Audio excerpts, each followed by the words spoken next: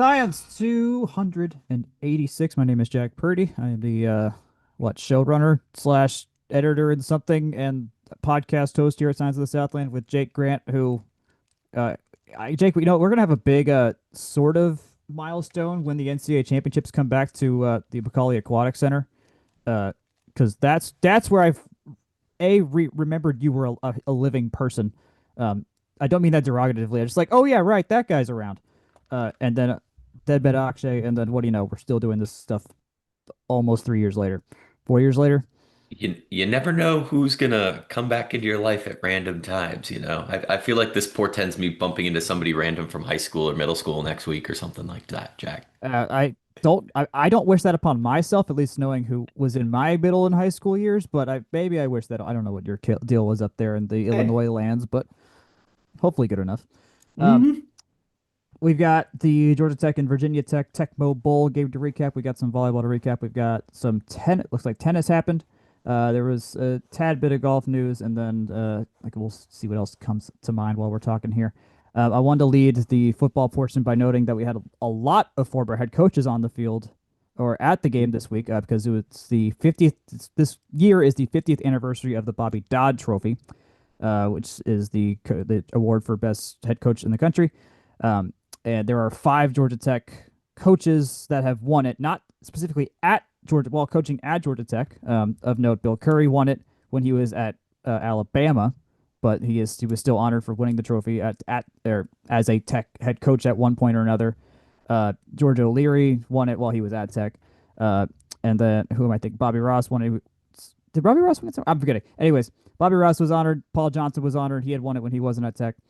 George O'Leary was honored. Bill Curry was honored, and then I forgot the fourth guy who I'm forgetting who coached with Bobby Ross and then won it at Bridge. Maryland. Yes, Ralph yes, Frigier. Frigian. Yes, yes. He wasn't able to make it, but he was honored for the ceremony as well. So it was cool to see. I mean, a pretty linear group of like important Tech head coaches all there at the same time. I don't know if they got a picture with Brent or not, but I know George O'Leary did walk with Brent during the march into the stadium at what's that? Shoot, I keep forgetting what that event's called. Uh, Yellow Jacket Alley? that thing. Yes, I'm so bad at names. That thing's. Yeah, Yellow Jacket North Avenue Arterial Street. Yeah, Yeah. that thing. Yeah, yeah, Yeah. exactly. So all to say, vibes were good. It was a great day on campus. The weather was absolutely freaking perfect. Yeah. Um, there were 50,000 people at this game.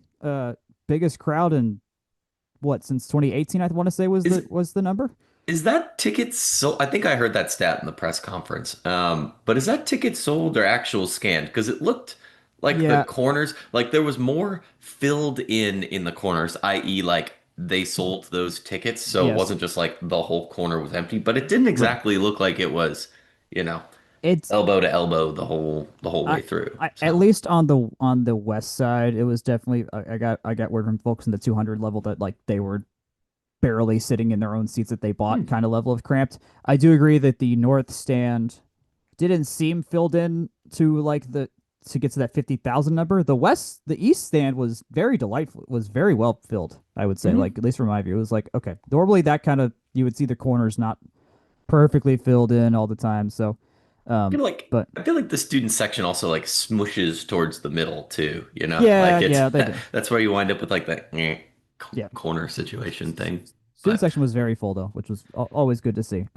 security was pretty smooth too, I gotta say. Oh, good. Maybe it's because I made a intent to get there a little bit earlier because I did send out that email. Hey, remember, get there early. Yeah. But kudos.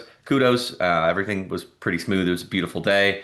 Um, seems like game wise, operationally, everything was pretty smooth. So I'd go with it. This was a pretty ideal game. Let's talk about the actual game itself, which went yeah. very well for the Jackets, who scored on their first three possessions, a touchdown, and then a field goal, while Virginia Tech punted on their first three possessions. Tech actually went for two on their first possession, which Brent Key noted after the fact was something that they noticed that they something they could exploit in Virginia Tech's defense, and were looked for and had it on their minds to look for that opportunity if they Hmm. scored early and got ahead. And sure enough, that exactly what happened. So they went up 8-0 to start. then 15-0 on the second touchdown, and then 18-3 was it? 18-3? Uh, 18-7 seven, was seven, yeah, the touchdown. 18-7 in the second quarter. Oh, I should actually look at like my own game notes. That'd be helpful. They did get to 18-0 at the beginning of the second quarter. They were able to get to inside the 10-yard line, but unable to actually convert on the touchdown. But got Burr had two field goals today. Both were chip shots, which were good. Uh, Virginia Tech eventually got a touchdown on a long 32-yard Kyron Drones touchdown run, which running quarterbacks, man, they just keep getting us. Uh, we countered right there with another field goal. That should have been a touchdown though. Our fifth drive to end the second quarter, we were first and goal from the one, and didn't score a I think the touchdown. phrase that crossed the mind was we scored 21 points but walked away with three, something like that. Yeah, it should have been a lot more. Granted, that possession had a good fourth and one catch by Josh Beetham to that actually that was like a 20 something yard Yeah. run after catch. So that was a really good sight. There's a lot of good things happening in that drive between Beetham, between Luke Harpring, between Malik Rutherford. And then we had a holding call on second and goal, and that just with there was not much time left. We were trying to drain clock to avoid a double possession, and so we went for the 30-yard field goal to go up two full touchdowns, 21-7. Virginia Tech did score on their first drive though. They had a third and nine in no man's land that went incomplete. They had a fourth and nine opportunity, and uh, Jake, I felt it in my bones that I'm like, that's exactly where they want us. And sure enough, they went for a 33-yard catch on that play to score a touchdown. Yeah. Not fun. Not fun. And so that's where it got a little testy. It was 21-14. We hadn't had the ball yet. And we got the ball right there and then and just pummeled it down their throats. Eric Rivers got a first down, Brett Seether got a first down, and then Malachi Hosley went off for two good runs, including a 15-yard touchdown, which I hmm think settled a lot of nerves. That was a good like, okay, no, we're not letting this happen kind of drive. Like we're going to ground and pound you. Good luck beating this.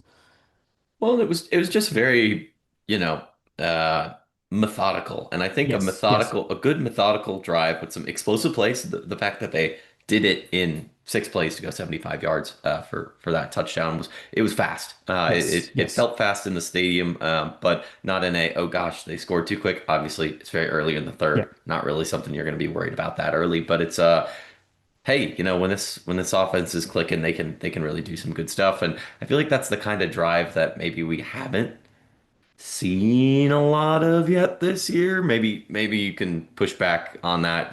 I think I'd nine say nine plays for 80 with a 2-pointer to start is pretty good, but yeah. I don't know. Well, let me note this. We have seen this exact situation before. Second half Temple game. Uh, Yeah, King fumbles on the first possession. Temple score on the short field. They score to go down 21-14. And then Malachi Hosley, long touchdown run to make it 28-14. Like we have seen this exact situation play out multiple times now in our last two home games. And those possessions have generally kind of not put the game away, so to say, but like really put it in our favor for the rest of the second half. Uh, After that, Rodney Shelley got his first interception of his career, which was great. We did not do anything with the ball, and then Aiden Burr had his first, like, actually not so great kick. It got blocked, but it was also very low, so it was not going no matter what. So that was unfortunate. But beyond that, Virginia Tech didn't really do much. Haynes King had one of his classic fake the ball to somebody else, run for 26 yards for a touchdown. We went up 35-14 early fourth quarter, and that pretty much did it. Virginia Tech did score again. Went for two, but they did not complete it. So at 35-20 with 5 minutes left in the game, they did not score, and that was our final score. And we are now 6-0. We are 3-0 in the ACC. We are top of the ACC per their website as well. So it is a straight up first place situation with all the tiebreakers and whatnot. And things are feeling as good as ever. I mean, yeah. certainly the best. I mean, for us, I know it's the best ever. Like, I mean, it seems a little too obvious to say that when you're 6-0, and there's a lot of other teams just falling apart, aka Penn State, uh, all over the Well, country right now. We're not going to talk about James Franklin, but just noting that it happened. Um, just where's your head at right now with this? Because this is literally the halfway mark of at least the regular season. The team's looking for more than 12 games this year. We know that for a fact. They're guaranteed more than 12 now that they are bowl eligible. Um, but what's the pulse right now on October 12th? I mean, the the 6-0 for the second time since Bobby Dodd retired Yeah, after yeah, yeah, after the 1966 after the 1966 season. That stat just kind of like it clicked in my head seeing in the write-up. It's like, oh, it's for the second time since 1967, and I was like, oh wait, 1966 is a that's a big year. yeah, yeah. Tech wound up going 9-2 with a loss in the Orange Bowl and a loss in clean old-fashioned hate as the two losses. So they did start 9-0 there. Jack, as an aside, do you know who Hmm. they played in their seventh game and where that game was played? In what? Sorry, what year? In 1966. Oh dear. Think about why I'd be asking this question. I mean, it's probably someone related to who we played this week, is my guess. It was at Duke in Durham. Well, So all right, great, great, yeah, great. because keep in mind we did play Duke basically for 40 straight years before we joined the ACC. So Right. Yeah. fun fact that did result in a 48-7 win for the 1966 team. But Ooh. I think I linger on that point because you know, a workman-like 35-20 win in which Georgia Tech basically, you pick some nits on certain plays and things like that, but like Yeah. they looked competent and they won. What else can you ask for? Exactly. Yeah. I think my lingering point is like, you'd love to win every game 1 million to nothing, but not every opponent is Cumberland, right? No. So Yeah. like 6-0.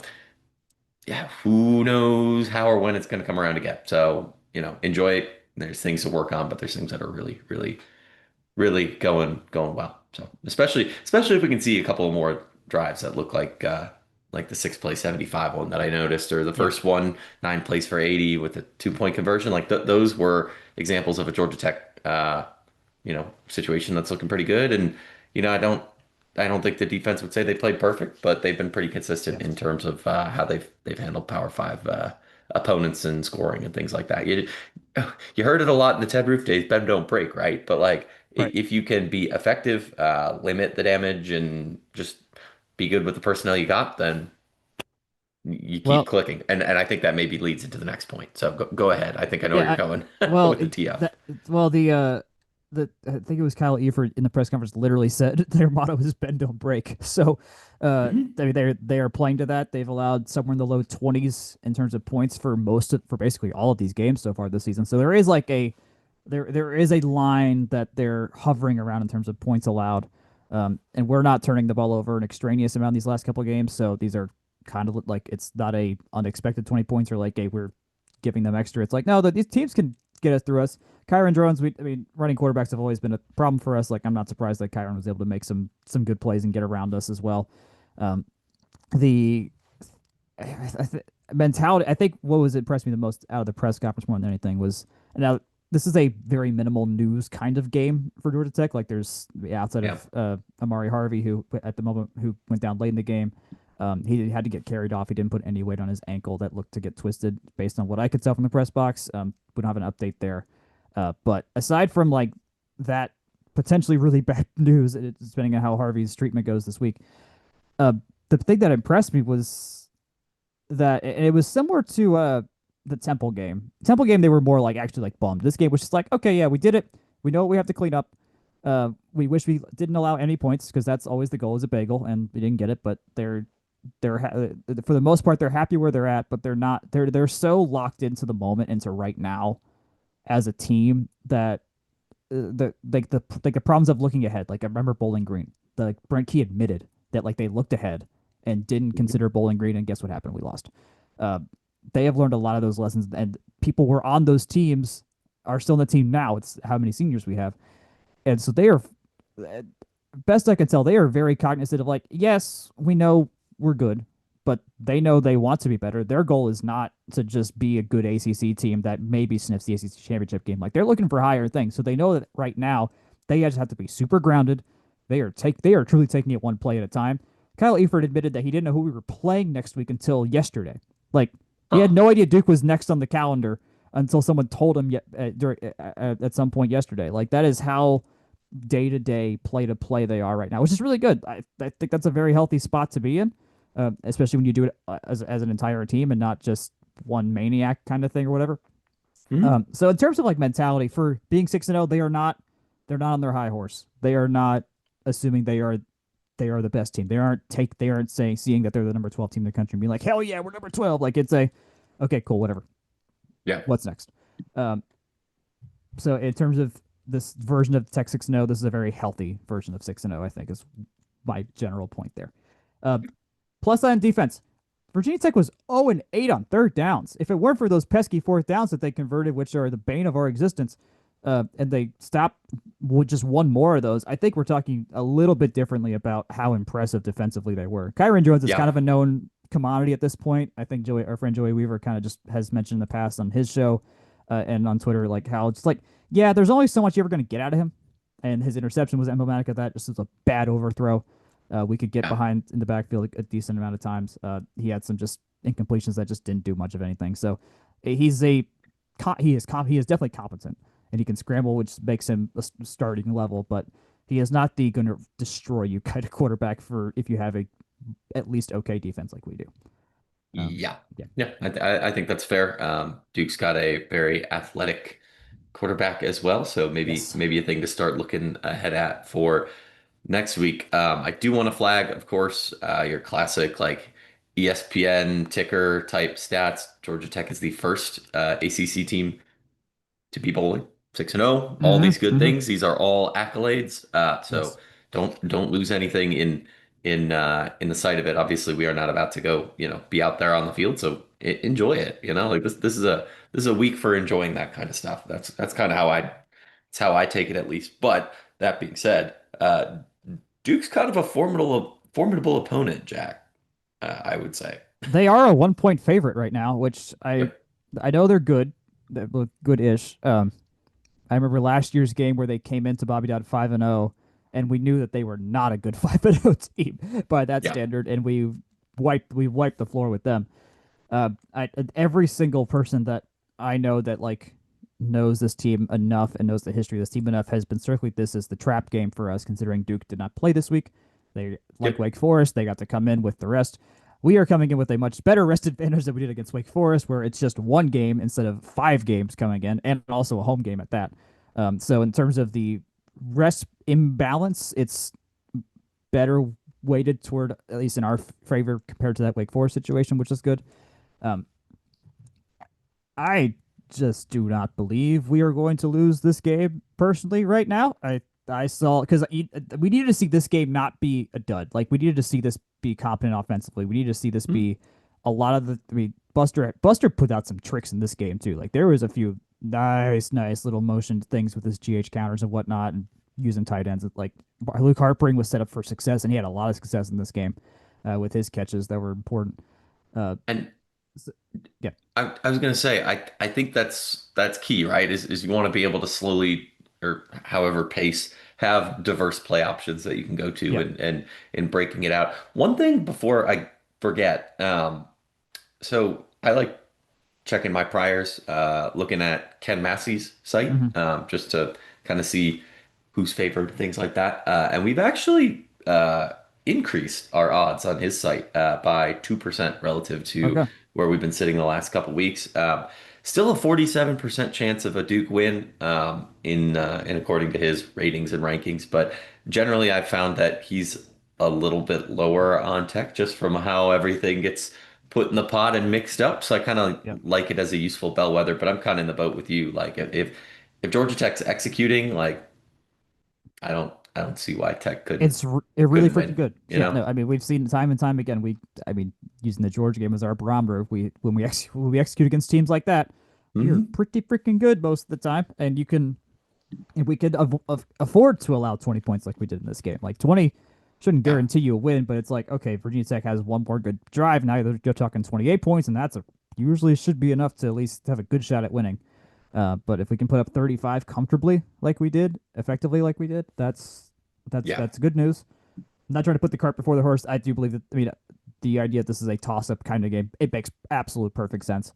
Yeah. It is. It will be a okay. Hopefully the weather's good kind of thing. Hopefully There's no other injuries going on. Aquila Stone didn't play in this game, which definitely affected the run defense, which Yep. wasn't great. So hopefully we can have him back this week, but we'll see on that. So there's yeah, I think there's just a number of if we do that, if they do that kind of things that can go either way. Manny Diaz is obviously a good defensive guy as well there for Duke. There has been blueprints of how to beat this team, and that is get in the backfield as quick as you possibly can when Haynes King has the ball in his hands, which Virginia Tech did do well at the goal line. That's partly why we did not convert on a couple touchdowns that we should have had, or at least that they think they should have had. But they couldn't do that consistently. We were pretty fast. We were good getting the ball out. But if that's a thing that Duke can do, where they can use that Clemson model, to use that Wake Forest model of just get back through our defense offensive line as quickly as possible when Haynes King has the ball back there, that's usually gonna work well for defenses against us. That's been what can beat us. So how much Buster wants to pull out of the bag, knowing that there's a lot of important games left, who knows? How much we're going to try and throw, who knows? Today was a very crowd. This is a very if this game was very quick too. Like there was a lot of not a lot of throwing in this game for us, so we were milking clock left and right, even though we were pretty effective, which was nice. A couple other notes I just wanted to pull from Tech specific recaps. This is coming from their website. Uh, this is we're 14-3 when we win the turnover battle under Brent Key.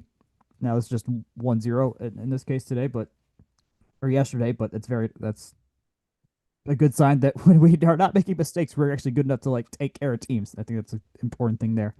Yeah. Um, where was the other one? Okay, here we go. We've won 9 straight games at Bobby Dodd. The last time we won this number of games in a row was when we had a 17-game winning streak back when we won the national title in Hey, I'll take 1990. it. In 1990, it lasted from the 89 to 91 season. Yeah. So definitely not putting that cart before the horse, but you have to take care of your home field advantage if you're going to be have any shot at winning big things. So we're taking care of Hmm. those things. Um, what else? What else was it? Okay, this is the man. Okay, Georgia Tech's defense held VT to 0 for 8 on third downs. We marked this earlier. Uh, this is only the second time we have not allowed a we have. This is only the second time in program history we did not allow a single third down conversion in a game. Hmm. Do you want to take a stab at who that team may have been in September of 1988, the last time we did this? 1988. Was that the first year we played UCF when they were a Division 1A school or 1AA school? No idea. Think of a conference even worse than whatever the conference UCF may have even been in. We're talking about a bad team. Oh Lord. This is great podcasting. A conference even worse than an FCS 1AA program. Oh, okay, no, they were FCS. It was Chattanooga. Oh, well, there you go, Yep, FCS. yep, So yep, yep. we We we have just never done. turned Virginia Tech into Chattanooga. That's a pretty amusing stat. Basically, yes. Basically. So this is our largest ACC home crowd since 50,000 showed up against Clemson in 2018. So really, really freaking good. Cool. Okay, I don't have much else on this game. A couple just advanced stat stuff to kind of just emphasize a lot of the points we were making, but with data. Virginia Tech's EPA, so expected points added without their big explosive plays, was -10. Ours was +9. That specific number, the EPA with that explosive, that's a very good signifier of are you taking care of your little take care of 3-4 yards kind of plays and not going backwards and forcing yourself to set up explosives. We were very good at that. When you're positive in that regard, that's usually a really good sign that you're going to win a football game. When we have a 20-point cushion in that regard as well, that's a really good sign for us.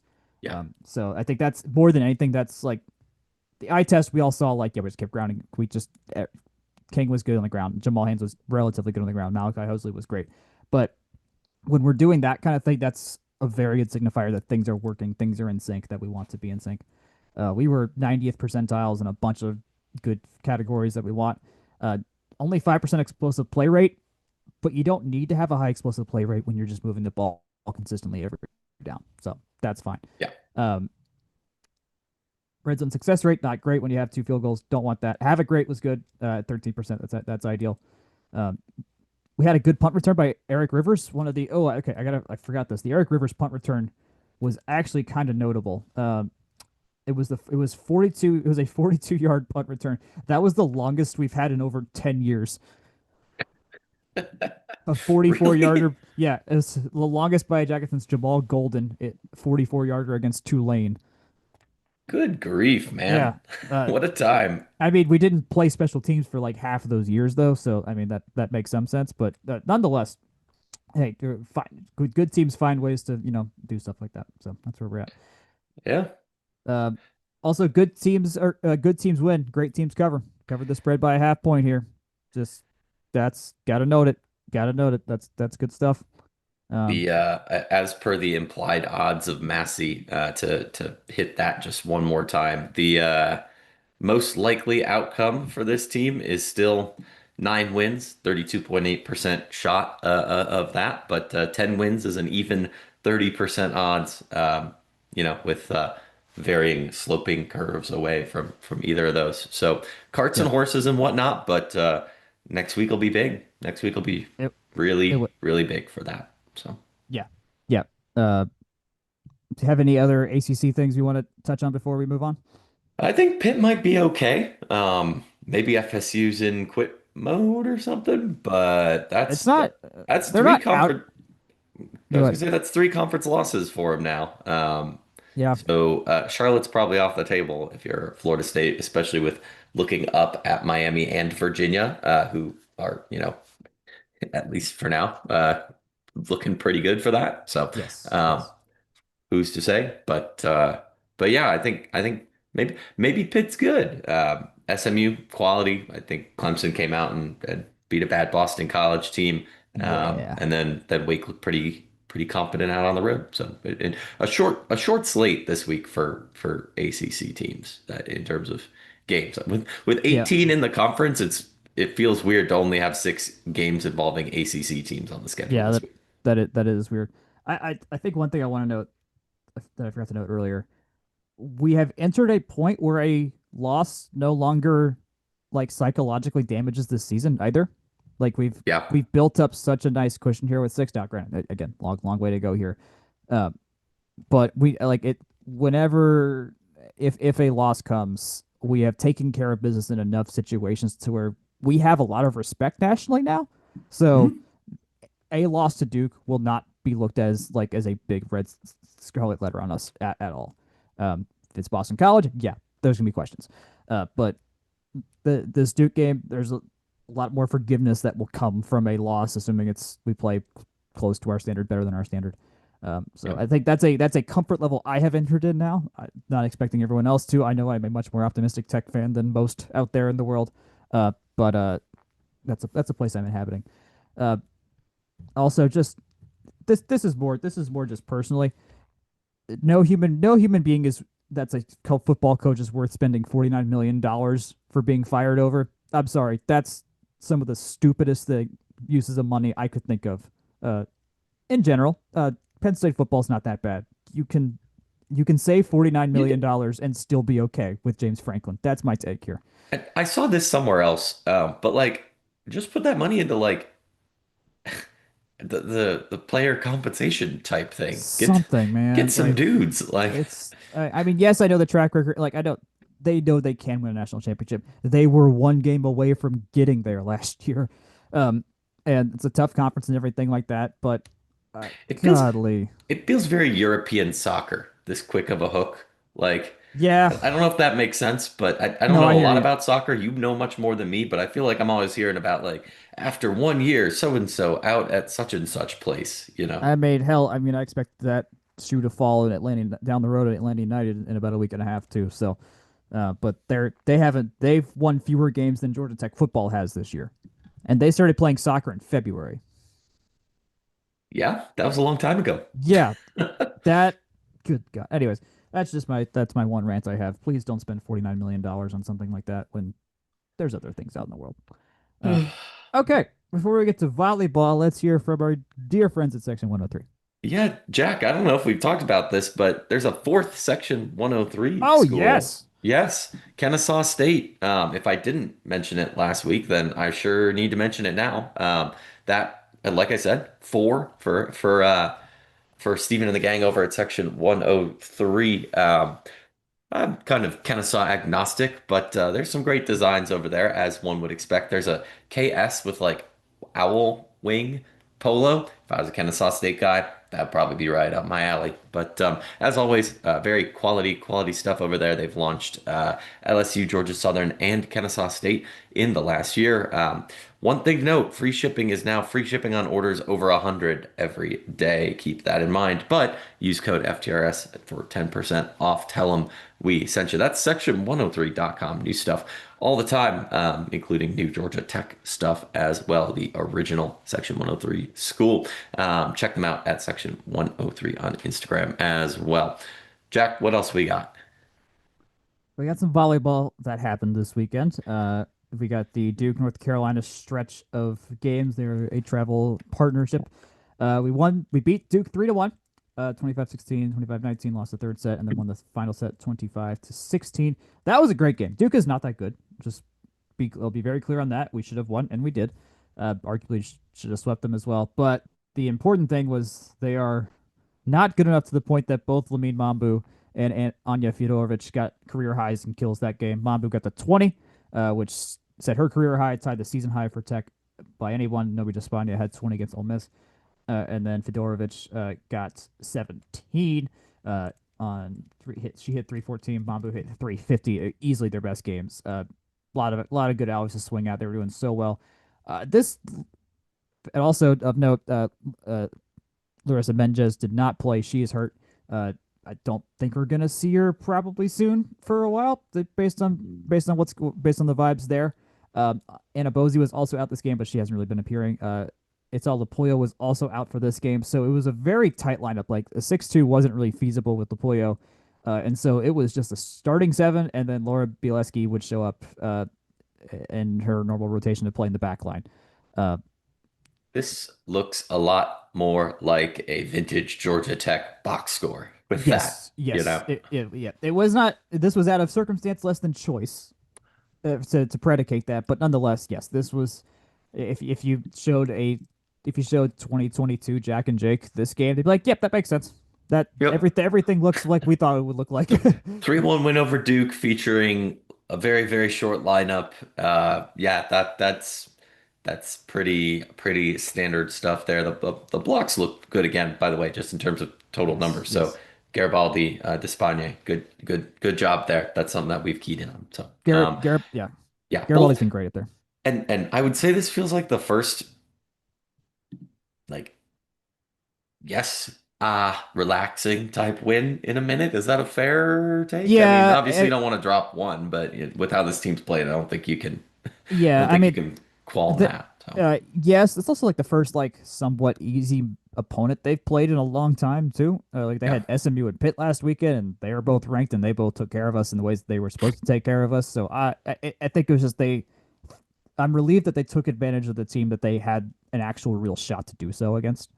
Um, I mean, honestly, this is very akin to the football game. It was just like we knew what we were getting ourselves into. We had a home field advantage, and we played the game as we should have, considering the situation. So that's what was promising to me is that they are good enough now to do, or they are good enough to do that kind of thing. yeah. The losing 6 out of 7 earlier this season wasn't great, but then a lot of those matches were against teams that are better than us. Um, and we are a freshman heavy team. North Carolina showed up today. They're number 23 in the country. They have been steadily getting better and better and better as a program for a long time. Last year we beat them 3-2, and I remember after last year's game thinking they got a shot. They maybe should have beat us last year, and they're going to get us at some point. And sure enough, they did today. They are legitimately better than us. I'll point that out. They beat us 25-7. We won the first set 25-17, which was actually featured the best stretch of volleyball we played all year. We went on a 16-3 run in the first set. I mean, everything was working. We had 567 in the set. Like it was like, oh, well, this is interesting. I mean, North Carolina just was shook. They looked terrible. Couldn't pass. Couldn't. I mean, like they could pass, but they just were not in system at any point. We were just hitting any ball we wanted to. And then North Carolina figured out who they actually are and won the next 3 sets at Yeah. 22, 19, and 17. So just steadily just getting better and better and better as the match went on. Uh, Again, we also just still same situation with the injuries. We had Annika Groom play a little bit in the fourth set, but that didn't really do much of anything. This was a regression back to I think what the mean will be against quality ACC opponents, where Despania and Mambu. have a decent amount of errors. They got their kills, but they got a decent amount of errors. It's gonna it rely a lot of our success relies on them not just missing a bunch. I Hmm. mean, they're freshmen. They're a little error prone. Fine, that's error prone right now. I know I've talked about it before, but that's not the end of the world for this team. That's not the end of the world for them. They are like 18, 17, 18, 19 years old. They're going to be a little error prone. Freshmen usually aren't playing for McCauley uh, ever. Like that's just not normal. And with so many of them, so many newbies, they have to play, but they're good enough to win ACC games, which is important. And so they are very slow, not very slow, but they are make there is progress that you could see based from early non-conference games to now, even in games that we lost. And so I want to like posit one thing. Um, I feel like I might have said this last year, but Deandra Pierce, 7 kills on 12 total attacks with 2 errors She was for good. a She was good. 417 hit percentage. I feel like that's some aspect of the offense, especially kind of like an up the middle type of option that I would like to see more of. I was a little spotty on this game just with trying to get a workout in and doing house chores and things like Yeah, that. But I feel like that's something that if this team is gonna like have a more diverse lineup of attacks. That's something that I think it struggled with over the last 2 years of being very heavy. sure. Bertolino outside hitting, same tide usually too, Yeah, yeah, where it was very much like, okay, the reason that you're always hitting into a double block is because they know it's coming from there. right, And right. if you can leverage something like Pierce looking pretty good and being relatively efficient, especially with questions from Mambu to Spania. Um, I don't know, maybe because she gets half the utilization, that's why it's so effective. Yeah. But at least keeping it in the holster might be good for having. So I would point to they are doing that, and just Garibaldi's the chief target, chief fair. offensive target for Mhm. that idea. Like, and Garibaldi's Yeah. working well. I know Duke kind of read her a little bit in our game last on Friday for a second. Um, but it's in there. It's definitely in the wheelhouse. And Garibaldi's been the primary function of that. Pierce had just had one of her better days today, uh, from what I can tell. So generally, yes, like it's there. This is a better. I think we're better in the middle now than last year, Mhm. honestly. Okay. Even with Mogridge, and if we had Mogridge healthy, that makes it like even really really better too. Yeah. Um, because I replacing not replacing, but having Garibaldi play a lot of the game, a lot of the points that Bozy was playing last year is a big step up. Um, Yeah. uh, I don't want to forget. Oh, who was the freshman from last year? Oh shoot. Um, that freshman from Alpharetta. Anyways, forgot her name, which I hate. But none, Wiley. Wiley, yeah, Logan Wiley. Wiley was great, but also still like freshman stuff going on. Bianca's just very, very solid in there.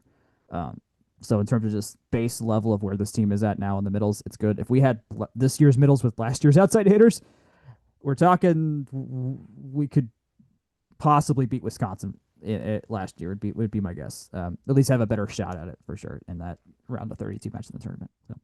I believe it. That was North Carolina's first win against Tech since 2017, which I think Duke beat us that year too. And I remember that this was the eighth straight year we've beat Duke, and so tracks that North Carolina would also have probably beaten us that year because that wasn't a great year for us. And as we learned last week, that was a season where we dipped under 500 and then never came back above 500. So We're at least only 7-8 right. We're 7-8 right now, and we have a real shot at getting back above 500 this week. We face Wake Forest and North Carolina State, who have usually not been massive threats for us, and this year they again shouldn't be in theory. Wake Forest has taken us to 5 sets frustratingly, and they're building in the past couple years. I remember one of those games was one where Bella D'Amico just for whatever reason just the setting function in her skill set just was not up to par for whatever. I who was it? It wasn't okay. It was Virginia where we lost Mogridge to injury a couple years ago, but nonetheless, these are doable games. I will actually be up in the area for our football game against Duke, but I sadly will not make either of these games because I found out how far away Winston-Salem is from Durham, and it's not terribly close. Even though it's technically doable, I don't want to do all that driving, or that extra driving, and then I'm going to be already on the road by 1 o'clock when we have first serve in Raleigh against North Carolina State. yeah, if Winston-Salem was the Sunday game, you might be able to pull it off It because would have it's been in it the would have been a direction thought. of Atlanta at least. Yes, it would have But been a thought. Yeah, no, that's a hard. left turn to go to Just Winston-Salem and then have to make a hard right turn to go to yeah, that happened. I yeah. want to hang out with people instead. Uh, Jack, you can make good choices for yourself and your sanity, and volleyball will understand. well, here's I the good news. validate you. Thank you. Well, the good news is we have other writers like Daniel McEltrott and Will Fuss there to take over when I cannot do these Yeah. games, which is great. So, all right, tell me about tennis. Yes. So there was a lot of tennising that happened this week. The men, specifically, they were at the Southeast Regionals over the last couple of days. Basically, they play a qualifying draw and then a main draw at ITAs. Basically, I don't know why there's a qualifying draw to get into the main draw. It's a tennis thing. It functions more or less like one big playing situation, right? In the qualifying, we did have a couple Tech boys in action, and in fact, in the first round, all three Georgia Tech first round matches did go the way of Tech. Owen Demuth, Hida Schoenmakers, and Elias Shakri. I'm saying lots of names now, so that way we can start to familiarize. Shakri, Shorky, been around. Shakri, sorry, I don't know why I've said that two different ways. But the rest are maybe some we'll bump into more names here in a little bit. I won't couch it too much. But anyways, second round, Schoenmakers and Shakri got another set of wins, and both of them were over Florida State. Always good to see beating Power Five ACC competition, one that's kind of in a similar spot, maybe a little bit above Tech. Over the last, long arc couple of years. So really good to see there. Moving on to day two, that's when the main draw started. There were actually five Georgia Tech players that made it into the main draw. You had Jonathan Erwanto, who beat Paul Collin from UCF. Gianluca Carlini, he did fall to William Jansen from UGA, but Christophe Clement did win over Davis Taylor of Georgia Southern. Elias Shakri beat Gabriele Brancatelli of FSU, which might be a familiar sounding name there. And then Anita Schoenmakers did beat Derek Chen. There were doubles in action as well. Tech went two out of or one out of one in their one out of two, sorry, one and one in their opening main draw first round doubles action. Day three, couple more wins. Arwanto and Clement beat Miami players, so also good to see there, getting wins over Power Five competition, and then Hida Schoenmakers beat Simon Milicevic from FAU. Arwanto and Clement did play through the third round, getting more wins again over Power Five competition, including some Florida State and UGA opponents. Schoenmakers lost to Clement Lemire from UCF. On the final day in the quarters, Arwanto and Clement did both lose. That would be a pretty deep showing for the both of them. But yes, they did lose in the quarterfinals. There, Jack. It's a lot of tennis, a lot of results. Did anything stand out there to you? I'm glad that we are winning ITA matches because I just feel like we just kind of just don't do well in that concept of tennis a lot of the Hmm. time either. Like we get our footing in the spring for the NCAA matches, that's for sure. But I'm glad we're actually seeing some good stuff here across the board. Shorky being good is good. Clement, I mean, our ranked guys winning matches now. That's the good sign. Like we're gonna need them for points in the spring. And so seeing it at this point against teams we're going to also play, like there's a lot Yeah. of ACC people on this list here. So that's what's important to me, especially beating a Yep. ranked guy from the school out east. Yep. Love that. That S- is certainly a great thing to see. And I think if you were to go add up all the main draw wins in terms of just the singles action that Tech did have, obviously you're going to have what, five built-in losses or whatever that is, just mhm. from the inherent number of people who did not win. And that's the amount of entries they had. But I believe it was 1, 2, 3, 4, 5, 6, 7, 8, 9, 10, 11.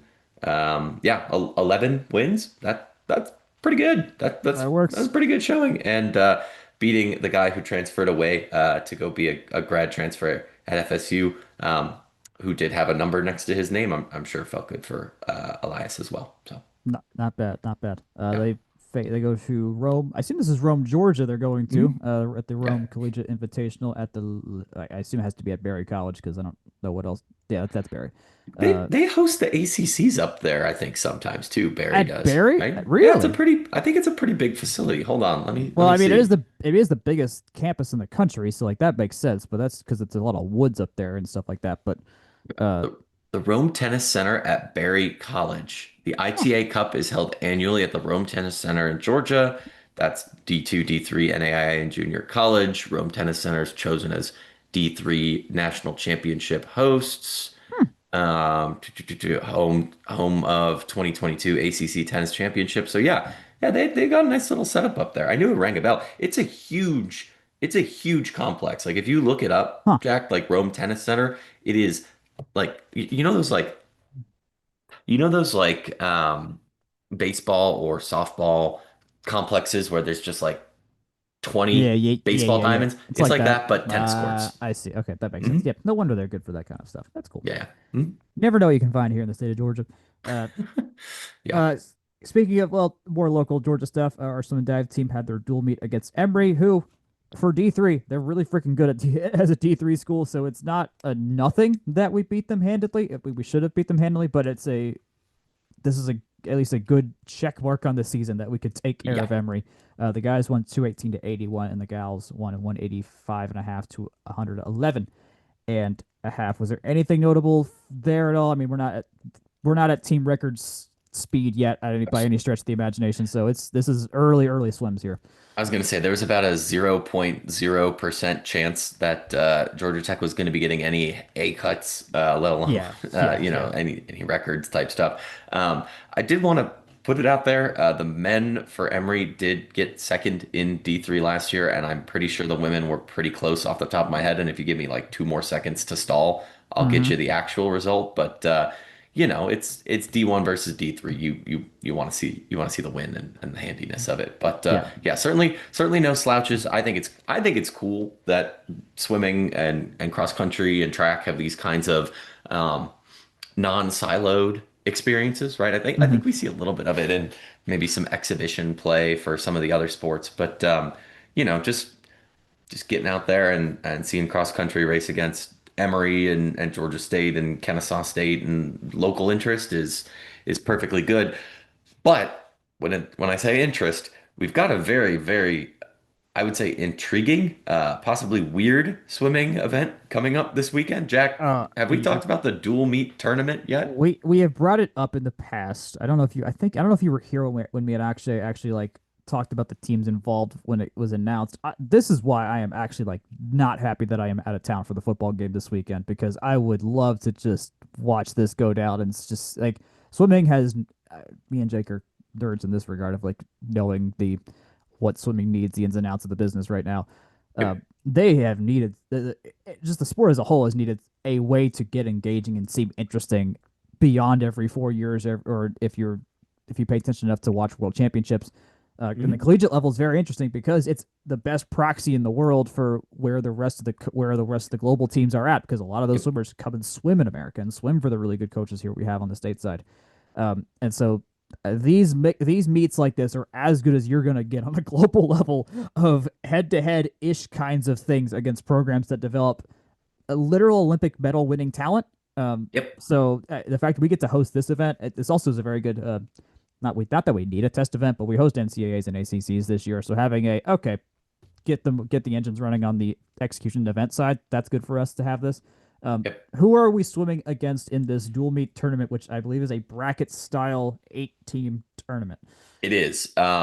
We've got coming to town a couple ACC foes, a couple SEC foes, and also Minnesota, who is a good Big Ten Very good, yes. solid program with a beautiful pool up in Minneapolis. From the G5 non-power world, also Army and George Washington. Round one, we'll see Georgia, the school out east, take on George Washington. A lot of G's in those That's names. not confusing at all. No, it's not confusing at all. I assume they seeded this in some sort of power rated thing when you see Sure, how yeah. these all shake out because Florida State gets Army, Uh, um, Auburn gets Minnesota, and Georgia Tech gets NC State. Um, that's danger. Oh, yeah, that's So I, I've I've said this a lot of times in a lot of ways. This Georgia Tech swim program can do a lot of great things and finish in a lot of like 18th to 30th in the country type of hmm finishes, but NC State is one of those unbreakable pillars at the top of the sport that we just yeah, seem to be a rung below. But I mean, it'll be a great opportunity. I'm sure there's some effect of like, hey, no, we want those guys. We want to swim against sure, those yeah, gals, kind of thing. So great opportunity there if they can get the win. But Florida State and Army will happen at the same time as Tech versus NC State. That's wave two. Um, okay, I believe that's Friday afternoon or morning. Georgia versus George Washington and Auburn versus Minnesota are wave one, and that kicks off or splashes dives at first dive. 8:30 a.m. On Friday, so it starts early. There is a winners and consolation bracket style. So the winner of GW versus UGA and Auburn versus Minnesota, i.e., a presumed Auburn versus UGA dual meet. That's kind of a cool thought. And then Yeah, a consolation there. And then you've got Tech, NC State, Florida State, and Army. So some ACC interest on the Wave 2 winners and Wave 2 consolation there. Saturday, there'll be a 5th, 6th, 7th, 8th place meets. So I assume they'll do it in a format where they're either all together or another set of, seven, eight, something. five, six, and then a third, fourth place and a championship. So either way, Georgia Tech will get, I guess, three meets in, three little dual meets, and it's Yeah, just a matter all of right. who they wind up seeing. So, How are they? Okay, I haven't actually researched this. You'll be able to enlighten me, and you'll get my actual reaction. How are they dividing events? Do they just like, all right, you just got a couple fast sprints and like maybe a longer event to just keep, 'cause you got to keep this moving. Like this is a lot of yeah. races they're going to have to get through and they're compact as well. So like, are they just doing like a couple freestyle events with like one or two heats and then maybe an IM mix in there with like one relay? Like, or how many things are they actually swimming in each individual match? I assume there's going to be at least a medley and a freestyle relay. I'd be hard pressed for that not to be in there. And this is me flying by the seat of my pants. Oh, okay. What we've got is there's a couple promotions. You got rally towels on Friday and bucket hats on Saturday. There's obviously tickets and passes that they're selling, but in terms of like a heat sheet, your guess is as good as mine, but given that these are all scheduled out for 90-minute chunks, if you think about it and assume there's one heat per event Okay. type of situation, it's probably a Mhm. relay, men's and women's free and medley. I'm sure it'll be like 100 each of, flyback, breast free, each sport, an IM, maybe a 200 or a Yeah. 500 and a 50 freestyle. Like that, you're not really going to get too much more time than Yeah. that, especially if you're doing men and women in the same pool because they are doing waves concurrently, right? Like, George Washington and UGA will have to be on, the east side or the west side, and Auburn and Minnesota on the Right. other. So you can't exactly do, simultaneous Right. men and women. But 90 minutes, one heat per. Stick the thumb in the air like it for I guess 8 100s events for that. That's like 15 minutes of time right there. So I think Yeah. there's a little more time to work with than you might think. So, That makes sense. I checked. I did a quick Google search. There's another version of this event happening in Knoxville. There is a four-team oh, tournament happening in November between Arizona State, Michigan, Virginia, and Tennessee. They're hmm, just it's just four teams, double elimination, similar kind of situation, kind of thing there. gotcha. Third place. So this is not the only version that's happening. We've got a bigger one because we've just got capacity more than anything. But yeah, it'll be cool. My Uh, suggestion for this event is the worst of the consolation meets should happen in the auxiliary pool with the water slide. yeah. Hey, I'm a fan of that, and I did find the event lineups, Jack. Okay. So Yes. the event lineups for each meet, they Swim Swam did an interview with Chico Rigo, George Washington, who I believe he might have been on tech staff, if I'm remembering that right. That's ringing a bell somewhere. Obviously, Iago Musellum, who's of Georgia Tech, Collie Mhm. Bedrin of Wisconsin. Wisconsin's not there, but apparently was involved with getting this on the board, and Steve Barnes of Florida State. So basically, 90 minutes with a 10-minute break in Mhm. the middle of the meet. The first half of the meet is a relay number one. So I assume some free or medley. And then Mhm. you've got 100 free and back, 200 fly and breast, or 100 fly or breast and 200 free and back. And then the second half is 50 free, 2 IM, 500 free, and another relay. So I Yep. guess you're not getting all eight possible 100s and 200s, but I suppose that's a fair way to do it to keep everything, Yeah. plugging along there. So, Your distance for yours should be able to at least get something in there. So mhm. that makes sense. So, all Yeah, right. and a sprint too. So and Yeah. an IM. So you can't run all all 15 events or whatever Yeah. the Yeah. natural one would be. So But hey, it's a good way to test your depth as well. Like yeah. figure out Well, like, hey, are you gonna run the same guy back every race? Are you gonna throw someone else in the front part of the bracket? Like, there's some strategy to this too, there's which is cool. there's only 15 swimmers and two divers per gender, three entries per swimmer. So Oh, okay. So it's just yeah. okay. So it's just resource allocation. And given that it's four athletes per individual event and two relay teams per relay, I assume that means yeah, one heat running 8 lanes out of the 10 with Mm-hmm. empty lanes Yep. on the outers. So yeah, Yep.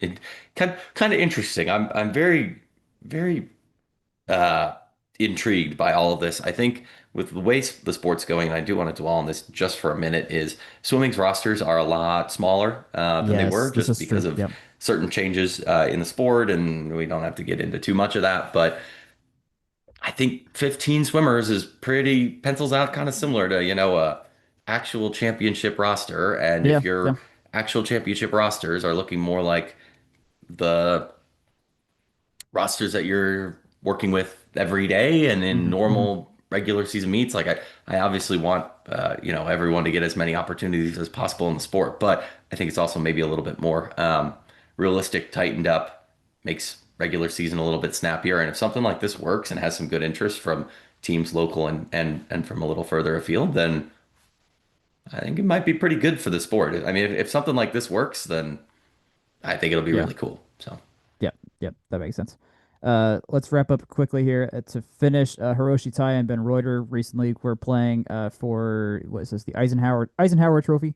Um, and let's see here. Tai finished 11th in that event, and Reuter finished 40th in that event. So that not the worst showing, but pretty okay. Uh, our next big event is later in October at the Golf Club of Georgia Collegiate Invitational. Our home events from the 24th to the 26th. Cross country will run this weekend in Tuscaloosa. Women's tennis has their ITA slate this weekend as well. Baseball played UAB, and from what I heard, they kind of crushed. I yeah. know, I know. Burris had a couple dingers. Hernandez had a dinger. They seem good for Jack, it football. got mentioned on the Mariners Tigers broadcast during Game It 5, which it I guess did. is a very like, oops, now we're in inning 13. We got to talk about something. But I yeah, AJ Przynski had to talk. Apparently, AJ Przynski's kid's on UAB and was like, I guess I got time to bring up my kid now, 'cause yeah, which is cool. Uh, yeah, the the uh, the Mariners fan in me was very excited that night. yeah. So that was fun. They play again against West Georgia on the 17th at 5 o'clock. These are free games you can go to. They're not keeping score like big big time stats or anything like that. It's not televised. So if you want to soak in some easy baseball, you can this weekend on Friday evening. Lastly, the 2024 and 2025 Georgia Tech Sports Hall of Fame classes were honored at midfield on the field yesterday. Yesterday, sorry, that's all it was. Ken Wisenhunt was the big highlight there. There was a couple swimmers that were also involved, which is actually what I want to highlight because for one, uh, Hannah Krim was the first female swimmer inducted to the Hall of Fame since like ever, like since Hmm. 0102 when the program started. So that was a big note there. And then someone who hadn't been honored on the field but has been in the Hall of Fame for a while, Gal Nevo. He swam for Israel in 3 Olympics. He set a bunch of records when he was at school here. He was Hmm. my first big interview I did of anybody when I was at the Technique as a student. Um, because he had just gotten inducted. I was like, oh, he seems approachable. So talked to him, had a good article with him. He just hasn't been able to make it back to campus yet, and they do this honorary thing every couple of years, and so he finally got to show up and get his moment in the spotlight on campus, which is really cool. Yeah. Um, but those are the big ones there. There were 70 plus. members of the 1990 national championship team on campus as well for their reunion that they had, and they got to bring out the crystal football for a moment on the field, which was cool to see. Bobby Ross couldn't make it because he's had some health issues recently, from what I understand. But there was a lot of good people on campus just between Tech's history. Like it was star studded if you were able to get yourself in those circles of people. Yeah. The news and addenda before we log off. I did confirm Chico Rico of GW was the former associate head coach at Georgia Tech. So Gotcha. consider that confirmed. And the name Kyle Pampudis is on his GW biography. So yeah, There you go. That checks out. we know Yep. him. Well, that makes sense. Maybe why they're showing up here in the first place. So, Yeah, must be a good little John Ames relationship there. Well, this speaking of, this will be a first big test for John Ames. I mean, I know he yeah, took over before NCAAs last year. We had a better NCAAs than we have in the past few years in terms of expected performance yep, versus actual. So, but this first full rung of John will be very interesting to see, considering he gets a new rule set that Courtney and our other past head coaches didn't have to deal with as coaches here. So, I'll be curious how this goes for him. He's been around the block a while here. It's like he knows what he's doing. yep, That much I'll say. So okay, we've been going a while. I think that's it for us. Whenever Akshay's back, we're gonna start doing game on paper corner for like 5 minutes, but he couldn't make it today. But we're trying to get the non-techies involved, and we know that's a way to do it when we can just like, hey, here's this crazy thing we do. Have fun with it. So Un until he comes back, the games are only on the field. No yes, paper. no, No no paper. papers involved. No paper. No paper. I've deleted Excel from my computer. Just kidding. I can never do that. Never, never. No.